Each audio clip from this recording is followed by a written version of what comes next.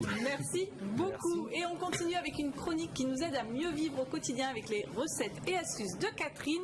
Enfin, elles nous plaisent à nous les humains, mais pas tellement aux souris, puisque vous savez comment les éloigner, Catherine. Eh oui. En fait, on a le choix. Quand en hiver, les souris, elles se gèlent, donc elles ont vraiment envie de rentrer dans la maison. Mais on n'a pas forcément envie de les tuer, ces pauvres souris. On préfère qu'elles... Vous êtes horrible. On préfère très souvent qu'elles partent chez le voisin. Au moins, on les a pas tuées, mais elles sont parties de la maison. Alors en fait, les souris détestent l'eucalyptus. Elles détestent cette odeur. Donc pour les éloigner de la maison, il suffit de déposer une douzaine de gouttes d'huile essentielle d'eucalyptus sur un coton et de poser ce coton à l'endroit où passent les souris. Mais c'est pas fini.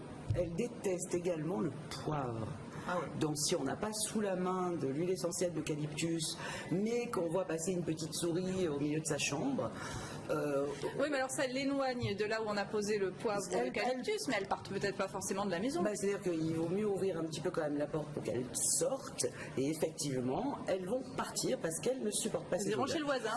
Alors pour ce qui concerne le poivre, il suffit de déposer du poivre moulu sur une petite soucoupe, ou à l'endroit où elles ont élu domicile, ou sur leur passage. Et je vous garantis qu'avec une de ces deux méthodes, les souris vont partir de la maison. Moi j'ai une troisième méthode, un chat.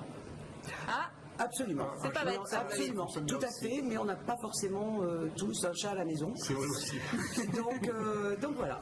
Le poivre ou l'eucalyptus. Le poivre ou l'eucalyptus. Comment faire des œufs à la coque sans minuterie? Alors ça, c'est très facile. Parce que souvent, on est dans l'entre-deux. C'est très compliqué de réussir des œufs à la coque. Où ils sont durs, où ils sont mollets, où ils sont crus. Alors ça, c'est une méthode, mais infaillible. Vous remplissez une casserole d'eau, vous mettez froide, c'est capital. Donc eau froide plus sel, plus les œufs. Vous mettez à feu fort et vous attendez que ça bout.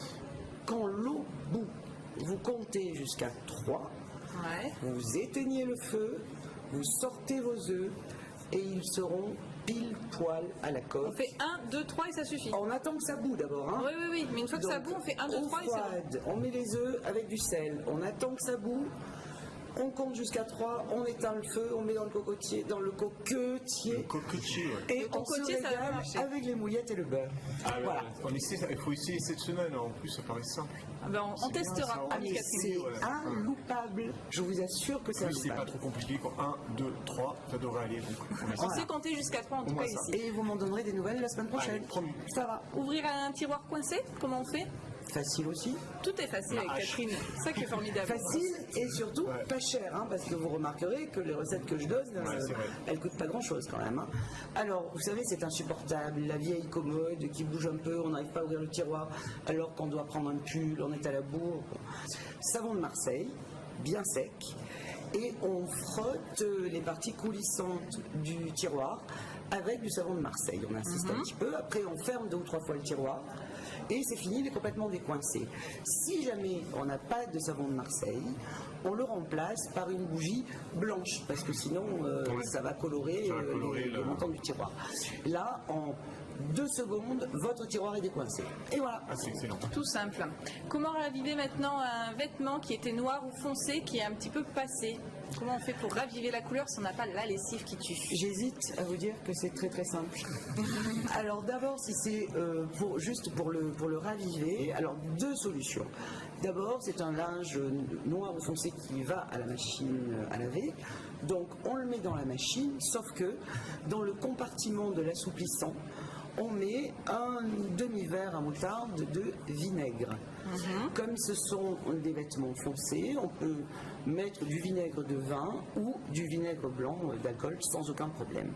En revanche, il arrive également qu'on ait un pull auquel on tient beaucoup, qui, dont les couleurs soient un petit peu passées.